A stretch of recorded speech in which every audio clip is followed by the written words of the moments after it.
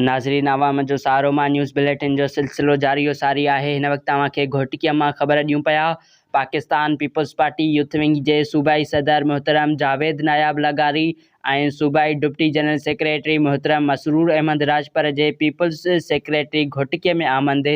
जंहिंमें कश्मीर जी इलेक्शन जे बारे में गॾिजाणी थी। उन मौक़े ते पाकिस्तान पीपल्स पार्टी ज़िले घोटिके जे जनरल सेक्रेटरी मोहतरम सिकंदर अली लाखो, यूथ विंग सखर जे divisional general secretary Syed Hasan Shah Jilani, PP ज़िले घोटिके जे डिप्टी इतलात secretary Abdul Majeed Lakho, youth wing ज़िले घोटिके जे सदारती उम्मीदवार रेस रज़ा अली, यूथ विंग तालके घोटिके जे सदारती उम्मीदवार हाजी मोहम्मद रमज़ान घोटो, पीपी सिटी घोटिके जे इंफॉर्मेशन सेक्रेटरी राहिब अली घोटो, फरीद जबल घोटो, मोहम्मद अली घोटो,